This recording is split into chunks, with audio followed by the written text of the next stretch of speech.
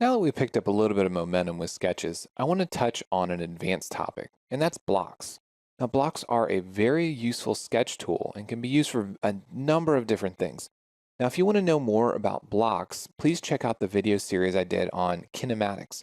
I talked about blocks, how you can use them for simulation, and even apply things like mass to them. But for now, I want to just take a quick run over of a few blocks.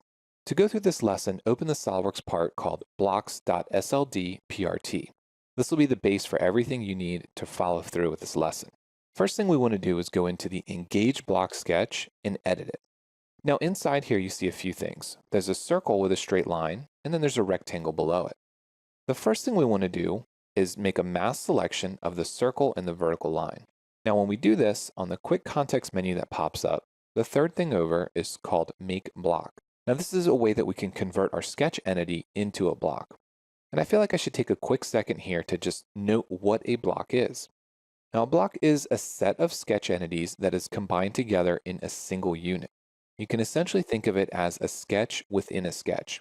Anything that is external, for instance, a relation to any geometry in the sketch or a dimension to things like the origin, will automatically be removed when you convert to a block. There are other ways that we can convert to a block. We can turn on the blocks toolbar and have access to these options here. Or you can go into Tools, down to Blocks, and find those options there as well. You of course also have the option to make your own tab with blocks on it, or add them to any of your current tabs, like your Sketch tab. For the purposes of this video, we're going to turn on the Blocks toolbar, and we're going to use that. So again, select the circle and the line, and use Make Block. You notice on the left-hand side that we have Line 7 and Arc 1 selected as block entities. We can also expand the insertion point, and if we wish to, we can make the insertion point the center of our origin if we wish. Now, it doesn't really matter in this specific instance, but note that you do have control over that. Once we say OK, we select the window, you'll notice that the 50mm dimension disappeared and that our sketch entity is now gray. It's free to move around the screen, and you'll notice when you select it on the left-hand side, inside your properties, it looks a little bit different.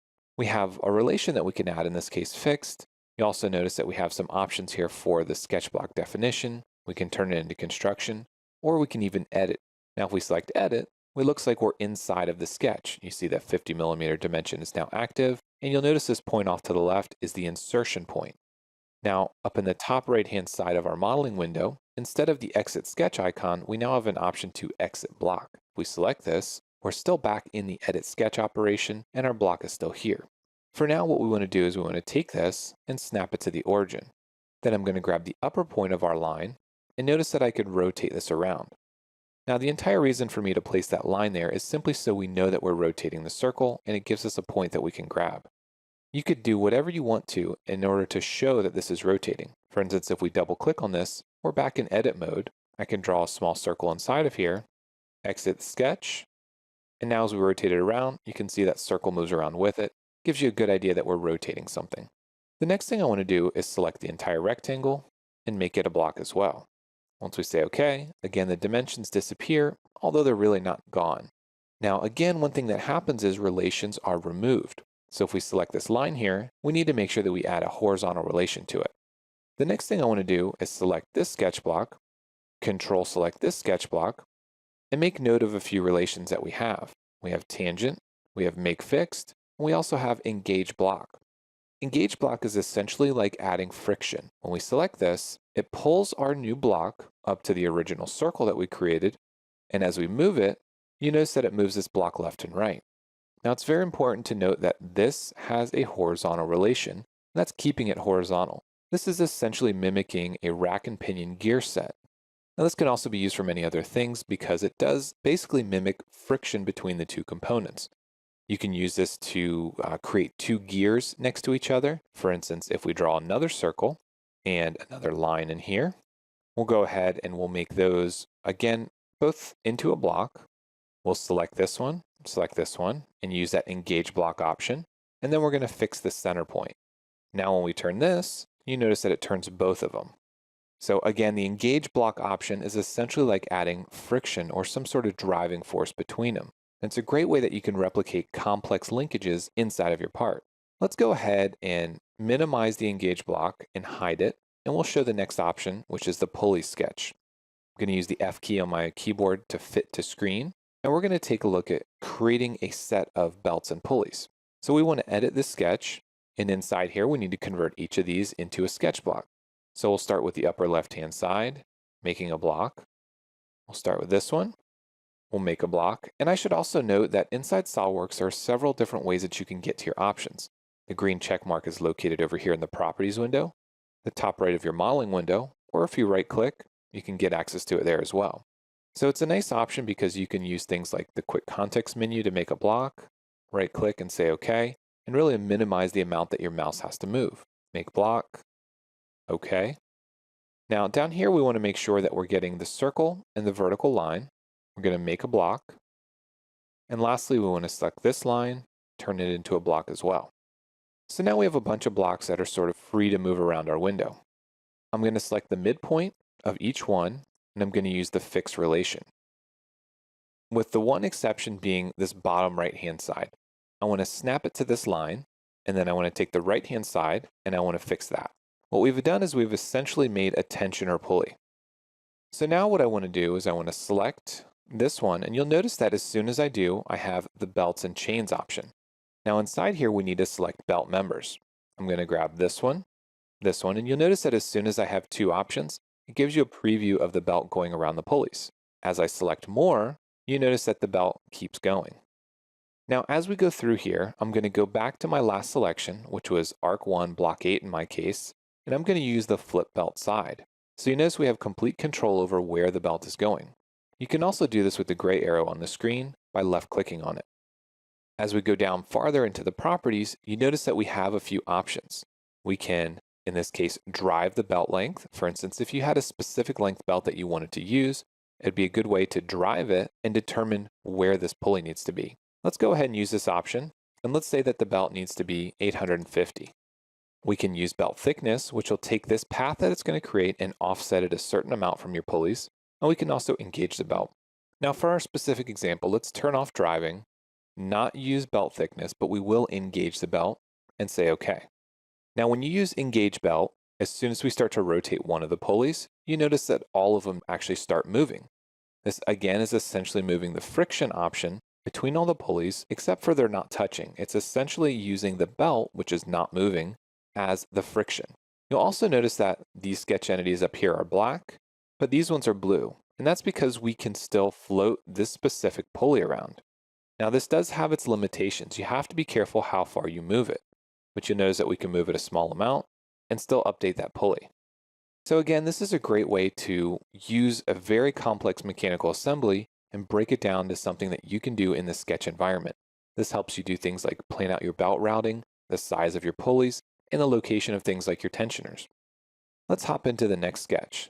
So we want to hide pulleys and we want to show linkage. And we want to go ahead and select it and edit this sketch. Again, using F on this keyboard to fit to screen. Now what we have here is going to show us a complex linkage assembly and something that's very hard to design. First thing I want to do is select all the components of what's going to be my swing arm, and as well as this small line down here, and I want to make a block.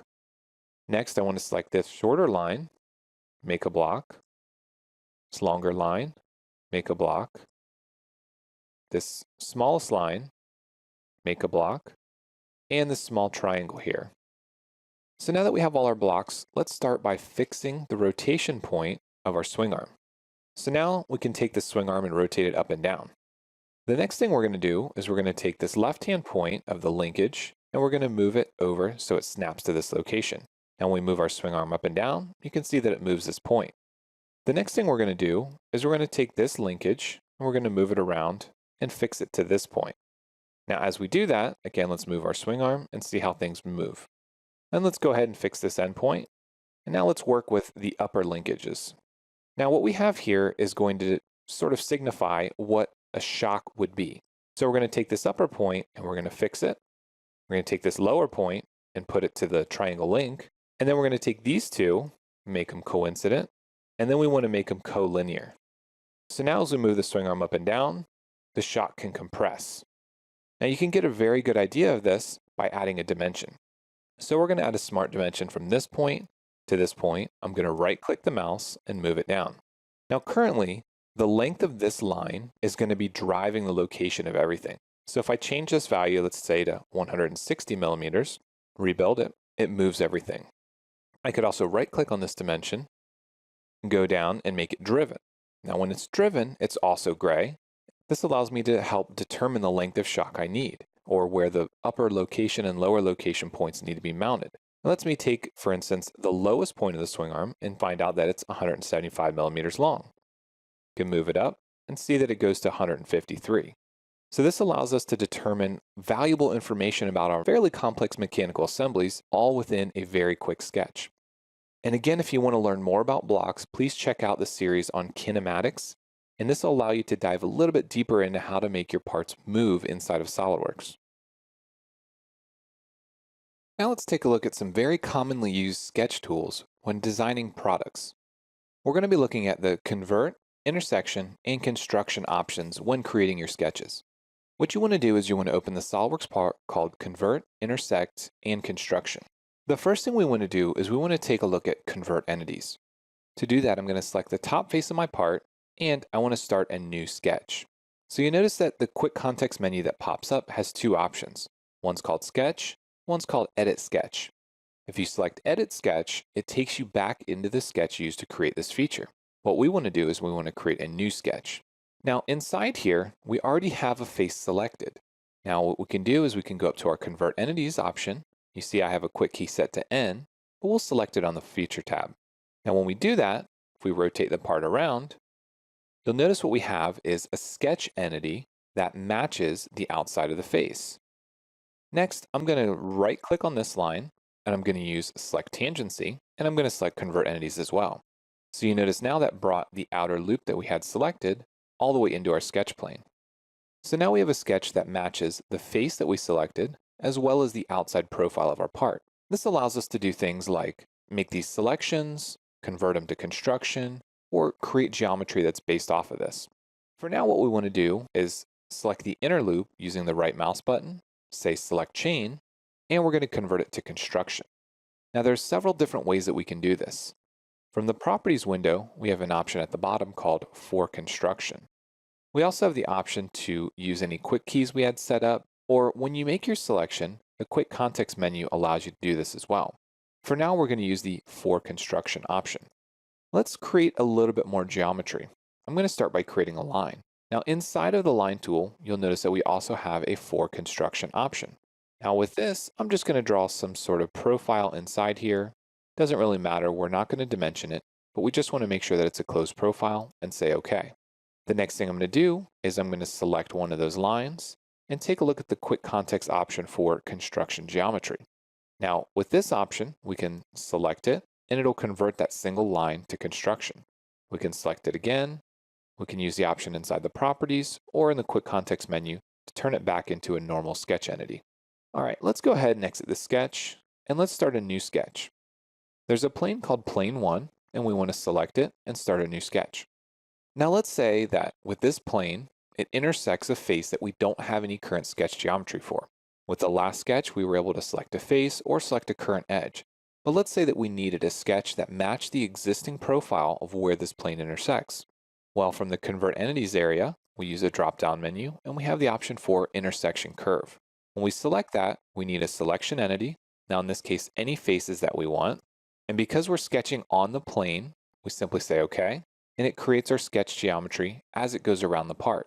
Now this is very handy again if you want to do things like take this geometry and use it in some other instance, or let's say you're creating other geometry and you need to match the face exactly. Let's go ahead and let's take this line and say For Construction, and then let's take a spline and replace that line.